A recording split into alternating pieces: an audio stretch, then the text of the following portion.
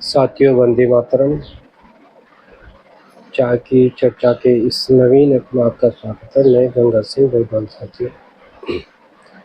साथियों, कल एक मैंने छोटा सा वीडियो क्रिएट किया था जगदीप धनखड़ जो उपराष्ट्रपति के संबंध में। साथियों, तो उनके संदर्भ में मैं सोच रहा हूँ थोड़ा सा और आपको अग्रेसित करते हुए आगे बढ़ाते हुए ले जाएं कि मुझे जो लगता है कि आने वाले समय के अंदर या वर्तमान में जो इस्तीफा हुआ और आने वाले समय में जो भूमिका क्या रहेगी धनखड़ जी की, वो थोड़ा समझने की ज़रूरत है। साथियों, मैंने आपको पहले ही बताया था कि जो हमारा इतिहास है, अगर हम पीछे देखें तो अगर कोई ऐसी अप्रत्याशित घटना होती है तो उसके बीच में कारण अवश्य होता है, क्योंकि क्रिया की प्रतिक्रिया अवश्य होती है। ये आपने भी देखा होगा, न्यूटन का सिद्धांत भी है और ये आपने सभी लोग जानते हैं। तो मैं ये थोड़ा आपसे कहना चाहता हूँ साथियों कि जो जगदीप धनखड़ साहब हैं, क्या वो बीजेपी के लिए दूसरे सत्यपाल मलिक की भूमिका निभाने वाले हैं क्या? सत्यपाल मलिक, जिसके बारे में आपको पता ही होगा, जो बीजेपी में आए और आपने देखा होगा बीजेपी ने उनको काफ़ी पदों से सुशोभित किया, राज्यपाल भी रहे और मंत्री भी रहे और काफ़ी कुछ दिया उनको। लेकिन जब उनकी जो चरित्र कहते हैं ना, क्योंकि राजनीति के अंदर चरित्र का निर्माण भी बहुत ज़रूरी है। जैसे कि मैंने आपको पिछली वीडियो में बताया था, कई बार मैं कह चुका हूँ कि चुनाव अगर कहीं भी होता है, चाहे वो छोटे स्तर का हो चाहे बड़े स्तर का हो, चाहे वो ग्राम प्रधान स्तर का हो, चाहे राज्य का, स्टेट का हो, चाहे वो सेंट्रल गवर्नमेंट का हो, तो उसमें आदमी की चरित्र की बहुत बड़ी भूमिका होती है। तो चूंकि बीजेपी के अंदर मैंने आपको ये भी बताया था कि बीजेपी के अंदर अधिकतर जो कांग्रेस के लुटेरे, जो कांग्रेस के जो बहुत बड़े बड़े खुर्रान इससे कहना चाहिए नेता, एक ज़माने में कह गए थे कि हाँ भाई सो गए तो फिर जिंदा हो गए, तो वो सब कांग्रेस, उनको पता है कि भैया जो नाव चल रही है किस ओर इसकी पतवार है, कहाँ जाना है। तो वो खुर्राट है और खुंखार जो जिसे कहना चाहिए नेता, वो बीजेपी में समायोजित हो गए। आपने देखा होगा बहुत अच्छे ढंग से किया गया उनको समायोजित।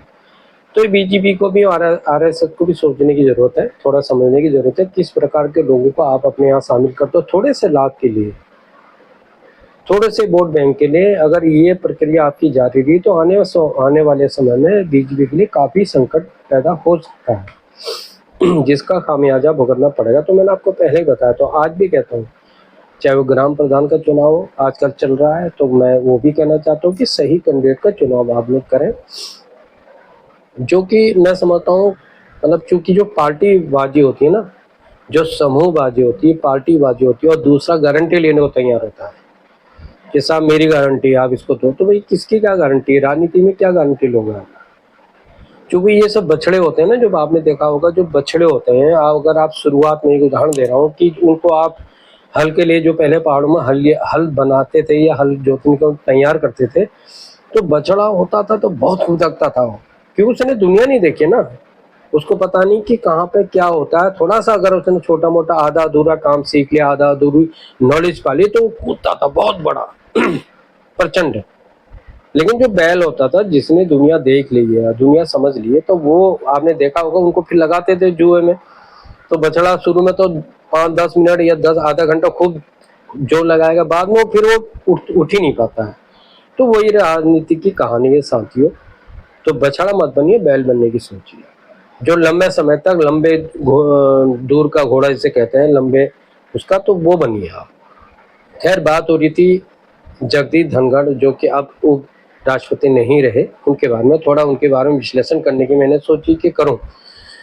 तो मैंने यहाँ पर उदाहरण दिया सतपाल मलिक। तो आपने देखा होगा सतपाल मलिक जो थे वो भी बीजेपी के नहीं थे, जैसे कि धनखड़ साहब हैं। शायद लोग जानते नहीं, धनखड़ साहब जो हैं वो कई घाटों का पानी पी के बीजेपी में आए, कई घाटों का पानी पी के बीजेपी के अंदर आए हैं, और बीजेपी ने उनको बहुत, मतलब ये बहुत ही सम्मान दिया है।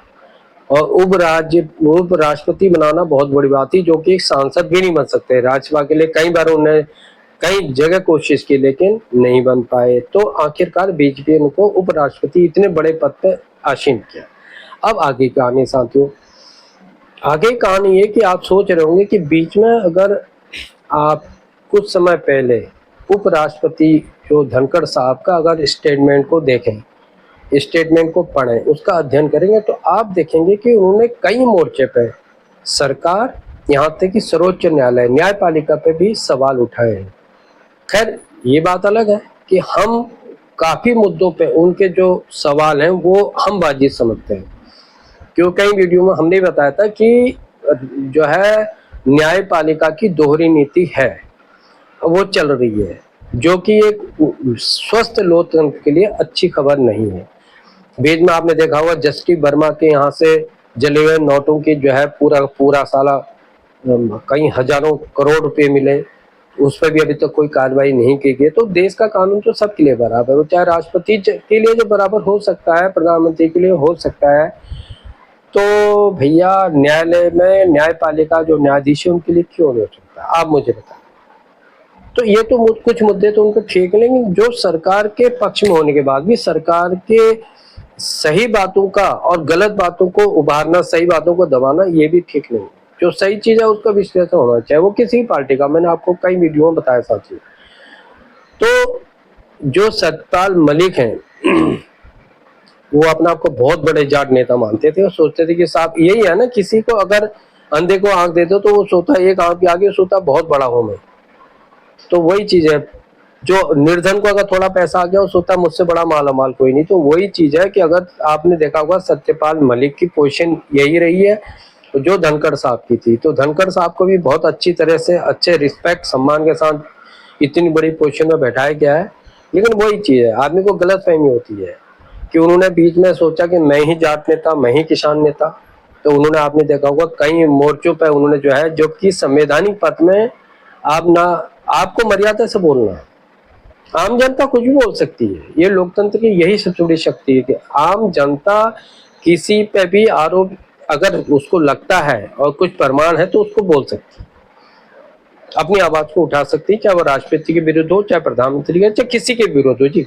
लेकिन संवैधानिक पद का व्यक्ति नहीं कर सकता है। आपने देखा होगा कई मामलों में जो सरकारी कर्मचारी होते हैं, कुछ मामलों में उनको प्रतिबंधित होता है उनको कि राजनीतिक क्षेत्र के संबंध में उसके बारे में उनको नहीं बोलना है। ये आचार संहिता के मामले में आता है, आपने सुना होगा, देखा भी होगा साथ। तो धनखड़ साहब ने बिल्कुल इन बातों को इग्नोर करते हुए चुनाव प्रचार भी किया। बैकडोर पे आपने देखा होगा कई राज्यों का चुनाव प्रचार किया उन्होंने, हरियाणा हो गया, पंजाब हो गया, राजस्थान हो गया, पश्चिमी उत्तर प्रदेश हो गया, जहाँ पे कि जाटों की और किसानों की बहुत बड़ी भूमिका है और बहुत बड़ा उनका एक आधार है। तो अपने आप को स्थापित करने के लिए उन्होंने भी प्रचार किया, लेकिन परिणाम शून्य रहा, जो आपने पिछले चुनाव में देखा होगा 2024 का। लेकिन वो सोचते थे कि हाँ भाई हम भी बहुत कुछ कर सकते हैं और बहुत कुछ कर सकते हैं हम, और करने की हमारे पास क्षमता है, तो अच्छी बात है चलो। लेकिन सरकार में रह के, एक संविधान के पद में रह के आप सरकार की आलोचना नहीं कर सकते हैं, उसके विरुद्ध कार्य नहीं कर सकते हैं। आपको उस आचरणों का पालन तो साथियों करना ही पड़ेगा किसी भी हालत में। तो हम ये समझते हैं कि आने वाले समय के अंदर जो हमें लगता है, अगर आप जगदीश धनखड़ के पिछले ग्राउंड को देखेंगे, बैकग्राउंड को देखेंगे, तो वही सत्यपाल मलिक के रास्ते पर जा रहे हैं। तो उसके आधार पर वो चुप रहने वाले नहीं है मुझे लगता है, और सरकार के विरुद्ध पूरी रूपरेखा के साथ। और विपक्ष वाले, आपने देखा होगा विपक्ष के नेता कल तक उनसे जो है इस्तीफा मांग रहे थे, महाभियोग चलाने की बात कर रहे। आइए पूरी जनता के सामने, पूरे देश के सामने भी हमने भी देखा, आपने भी देखा किस प्रकार से विपक्ष उनको जो है, उनकी स्थिति को बिल्कुल खराब पे दर पे खराब करते जा रहा था। आज विपक्ष सबसे माननीय नेता बन गए अभी 2 ही दिन में, चाहे वो विपक्ष के जो है, प्रतिपक्ष के जो नेता हैं, जो राहुल गांधी हों, चाहे खड़गे साहब हों, चाहे सोनिया जी हों, चाहे आपके सपा के अखिलेश हों, चाहे, तो इतनी जल्दी पर्दियत से चेंज हो गया। जो कल तक उसके विरोध में थे और आज उसके पक्ष में उनके पीछे खड़े हो गए साहब, मतलब उनको कि तुम जो है संघर्ष करो धनखड़ साहब, हम तुम्हारे साथ हैं, जैसे अक्सर नारा लगता है। छोटे छोटे मामलों में देखते होंगे आप कि फलाना सिंह संघर्ष करो, हम तुम्हारे साथ हैं। आप पता नहीं कितना संघर्ष उन्होंने किया होगा जिंदगी में या नहीं किया होगा, ये तो वही जाने, लेकिन नारे लगते हैं, ये कॉमन नारे हैं, सामान्य नारे हैं, चाहे वो प्रधानी का चुनाव हो, चाहे वो सांसद का हो, विधायक का हो, या एक वार्ड मेंबर का हो। तो जो आपने देखा होगा अक्सर नारे यही लगते हैं कि फलाने सिंह तुम संघर्ष करो, हम तुम्हारे साथ हैं। पता नहीं भैया कितने साथ हैं कितने साथ नहीं है, या क्या उन्होंने संघर्ष किया है, वो तो भगवान जाने, ईश्वर जाने, अल्लाह जाने, जो भी जाने। तो आने वाले समय के अंदर मुझे लगता है कि जगदीप धनखड़ जो है वो चुप रहने वाले नहीं है, और घोर विरोधी, बीजेपी के घोर विरोधी, जितनी उनकी शक्ति की ताकत है वो उसके विरुद्ध लगाएंगे। वो सब भूल जाएंगे या भूल गए होंगे कि बीजेपी ने जहां उनकी हैसियत कुछ भी नहीं थी, उनको किस हैसियत पर बैठाया। यही राजनीति है साथियों, यही मैं कहता हूँ ना, राजनीति इतनी बुरी चीज इसीलिए है। पहले कहते थे, हम जब छोटे थे, एक कहावत थी साथ, वो कहावत ये थी कि साहब जिसका नमक खाया है नमक का कर्ज अदा करना भैया, नमक हराम नहीं बनना है। तो लेकिन आज बिल्कुल फिर भी विपरीत है, आज तो नमक हराम पक्का बनना है, क्योंकि उनको थोड़े से लाभ चाहिए, थोड़ा पद चाहिए, बस चाहे उसके लिए वो उनको कुछ भी करना पड़े। ये राजनीति का जो सूत्र है ये नीचे से और ऊपर तक लागू है आज के संदर्भ में। आप अभी हम उत्तराखंड के अंदर चुनाव चल रहे हैं प्रधानों का, आप यहीं देख लीजिएगा, यहाँ भी यही स्थिति आप देख रहे होंगे।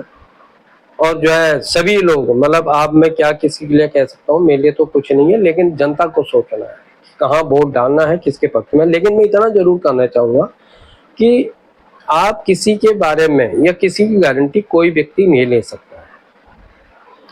साहब मैं उसकी गारंटी लेता हूँ, आप कैसे लोगे? आप अपनी तो गारंटी ले नहीं सकते हो, दूसरे की कैसे लोगे भाई? पहले मुझे इसका उत्तर बता दो जरा, कोई बंदा है तो। या आपने कितनी बड़ी राजनीति आज तक की है, पहले ये बता दो। आपका इतिहास क्या रहा है, पहले ये बता दो।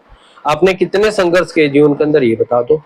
कितने लोगों का काम किया, ये बता दो आप। तो मेरा मतलब है कि ये सब कोरी बातें हैं, इन बातों का कोई महत्व तो नहीं है साथियों, ये जनता को समझना पड़ेगा और जानना पड़ेगा साथियों। आज के इस अंग में इतना ही साथियों, अगले अंग में कोई नई बात, नई विषय को लेकर आपके सामने मैं इसी के साथ धन्यवाद। जय हिंद, जय भारत, वंदे मातरम, भारत माता की साथ।